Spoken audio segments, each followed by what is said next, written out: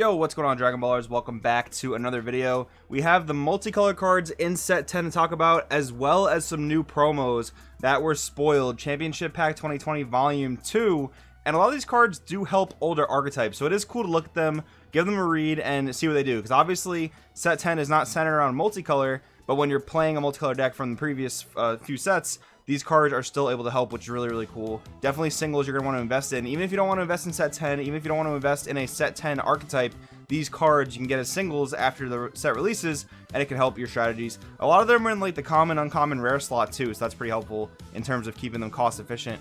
Guys, if you're new here, make sure to subscribe, hit that bell so you don't miss a video. If you want to help support the channel during these trying times, there are many free ways to do so.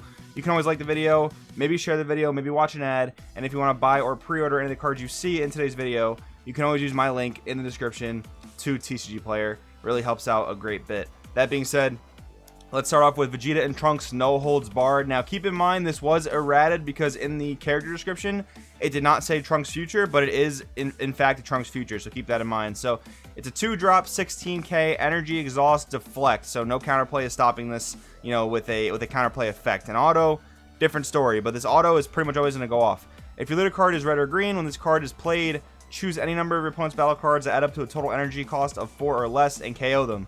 Okay, this is really good. It might not seem really good on the surface of it, but it does have some niche applications. In a matchup like Vegeta, this is a cheap answer to remove like 2 guys from the board, 2 threats. That is very powerful. I think this card is really good against Obuni because you can remove all of his tokens in one fell swoop. Now, I don't know if you can actually remove Obuni in the same effect of where you're removing the tokens, because I'm not sure quite exactly what order the tokens get removed from. I'm pretty sure your opponent gets to pick the order, so that being the case, you wouldn't be able to remove the Obuni, but you could remove all the Obuni tokens and then any other thing up to 4 costs on your opponent's board. So that seems like pretty high value when you are going up against blue or something blue splash that plays Obuni. It seems really good. Next up, Son Goku and Hit Supreme Alliance. We finally have a blue-yellow arrival that arrivals for blue energy, and I'm going to tell you why that's broken in just a second. So 4-drop 19k, it is in the rare slot. Energy exhaust blocker, arrival blue-yellow for a blue energy. Activate battle once per turn. If your leader card is blue or yellow, switch this card to active mode. So that means you can attack, activate battle, restand. That means you'll have 2 blocks for your opponent's turn, or you can attack twice on your turn, and then during your opponent's turn, activate battle, restand, and get a block during your opponent's turn. So that's really good, and I want to let you guys know this card is actually very good in mono blue decks. Why is that? Well, if you've seen any of my talking about mono blue decks, I'm playing 4 Zamasu super combos no matter what. The card is just straight gas. Even though you're playing mono blue, the blue yellow super combo is just so good. As long as your deck draws enough cards, you don't necessarily need the card draw off the super combos. The Zamasu tapping another battle card is just so broken. And with 4 of that, you can get away with playing 3 of this, even in a mono blue strategy. So, in my opinion, very good to do that. Vegeta and Bulma joined by Fate. 4-drop 20k arrival red yellow. Auto when this card's played, draw 1. So if you use like a Wii super combo, for example, and arrival this, you basically replace the Wii super combo, which is very good for your card economy. Activate main once per turn, pay a red and a yellow, choose up to 1 yellow sand with an energy cost of 3 and 20k power in your hand, and play it. So this is really interesting. So this has a few targets, obviously, but we have to look at which ones are the best ones. One of the ones that comes to mind is the 3-drop red yellow Goku with offering and crit. The name kind of escapes my mind right now, but that's one of the really good targets for this. I mean, basically, you cheat this in for 1 energy, and then for 2 more additional energy, you get a 3-drop in play. So for 3 energy, you got 7 energy worth of battle cards into play. That is very good. If you are playing the Goku with the offering, that is also very good. So in my opinion, very solid card. This can work at something like Bulma because it is another blocker for Bulma. It can help you get that red-yellow Goku engine going.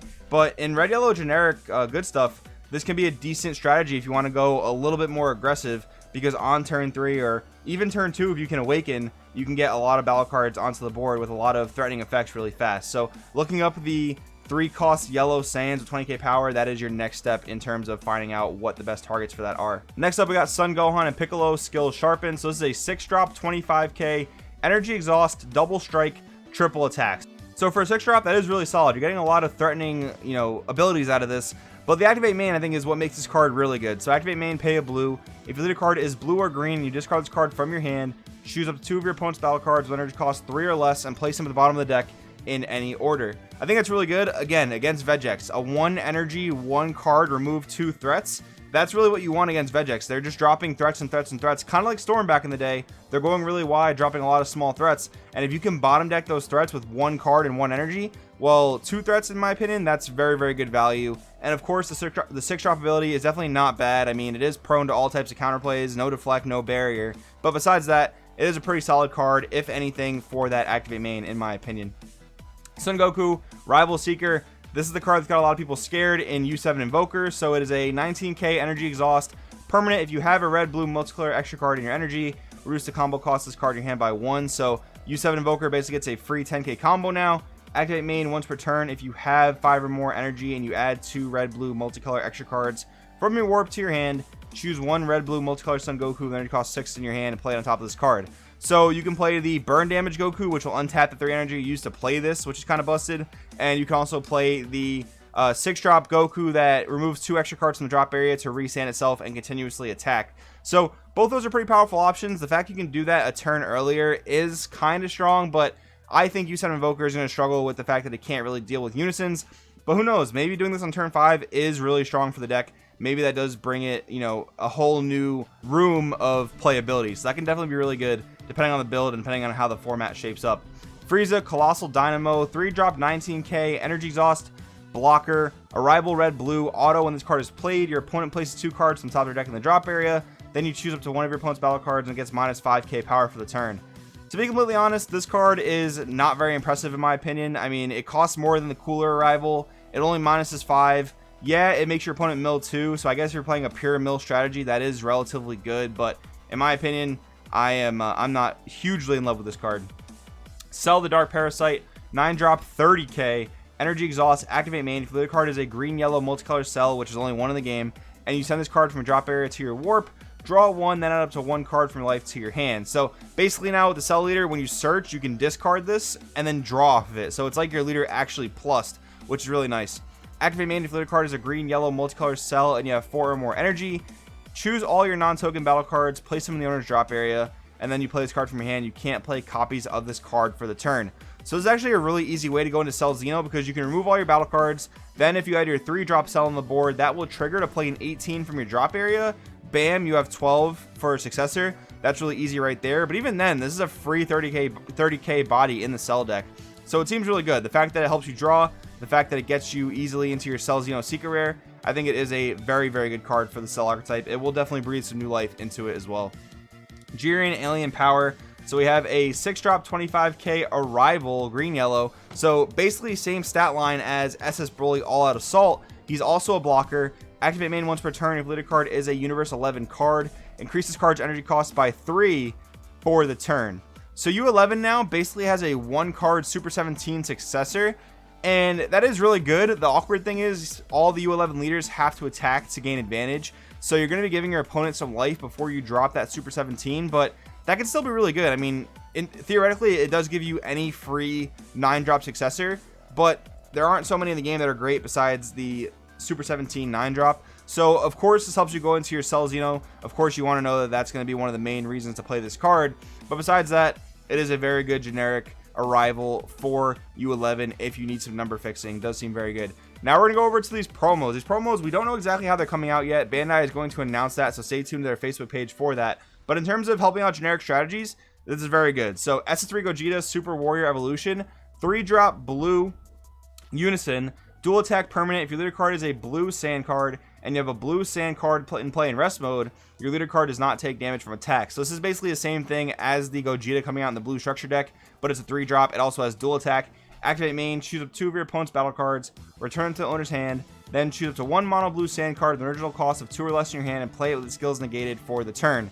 So you don't have ways to add markers to this card, but it is really good. And the problem with blue, they weren't really good generically. Like, Zeno is relatively specific in the sense that you don't really want to be playing multicolor. Then you have the Gotenks, which is pretty generic, but it is pretty high cost. Then you have the Gogeta, which is pretty specific to sand leaders. Yeah, this is also very good with sand leaders, but it also gives you generic removal, which is something that a generic blue unison card kind of needed. And yeah, bouncing back to hand isn't the best, but when you are able to bounce 2 cards, that is really, really solid. So I think it's good for a generic play in that sense. Also helps the Soul Striker leader awaken, which is nice. Boom with the adventure begins, blocker, permanent.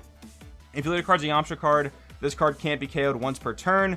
not bad. I mean, in both Yamcha leaders we have, it's a blocker that will restand every turn, because realistically, you block with it. Is your opponent going to attack into it to kill it the second time? Probably not, unless they have like a really dinky attacker. So I don't know, this thing is kind of weird, not the best in my opinion, but also not terrible. I mean, a blocker you can get multiple uses of value out of is definitely worth taking a look at. Trunks Never Ending Justice, so this goes with the Super Saiyan Trunks archetype in set 10. It has the same effect as the Goku, Vegeta, and Bulma, that if it's hit out of your life, you can play it if you reveal it, and then when it's played, choose up 2 of your opponent's battle cards and return the owner's hand instead. The fact that it doesn't hit any specific energy cost, it hits any energy cost. The fact that it hits 2 cards, again, makes it okay that it bounces it back to the hand. Of course, bottom decking would be better, but I guess, you know, balance is a thing. Blocker too, I mean, that's good value. Hitting it out of your life, getting a blocker to stop an additional attack. This thing actually stops 3 attacks if you get it hit out of your life, which in the Trunks deck, you can pretty much control. So that is very, very good. Then we come to Divine Judgment. One of the reasons why Plan for Destruction is probably banned. So 2-drop counterattack. If your cards is a Masu, so not even a Goku Black. Keep that in mind. Negate the attack. Play the top card of your deck in your energy and rest mode. If you do, you can't activate copies of this card for the turn, and you can only play Zamasu cards, Goku Black cards, or Mono Blue Unison cards with specified costs of 2 or less for the game. So very, very specific here. You get a hard ramp, which is really good. It's kind of like an objection, but it doesn't cost you an additional card, stops an attack, but locks you into Goku Blacks and Zamasu. So that means that in your Goku Black deck, if you're ramping with this, or sorry, your Zamasu deck, I should say, you're not going to be able to play Obuni. That is very, very important. You have to play the pure Zamasu, Goku Black, and Unison strategy, which, again, super fair and balanced, but I think is very, very good for the archetype. Then we have Vegeta Appetite for Battle, 1-drop green auto. If your leader card is a green Son Goku when this card's played, shuffle up to 7 mono green battle cards with energy costs of 7 or less that don't have super combo skills from your drop area into your deck. So in the new Burst Goku, and even in Clash of Fates Goku, you are bursting a ton of cards. So having this card to refuel your deck can be relevant. I mean, the fact that it doesn't even draw one is relatively unfortunate. I kind of wish it did draw one, because I don't really see this card seeing a lot of play besides that. But then again, it is very good if you go up against Janemba. Great side deck card if you go up against them trying to mill you out. Even Hachiek, if you need to play an extended game, this gives you the extended game, which is pretty good. So that's all the cards I want to talk about today, guys. I think these all do help out older strategies. I think that is very good for the community. So I want to know what you guys think. Let me know in the comments below. Thanks for watching. I will see you guys next time.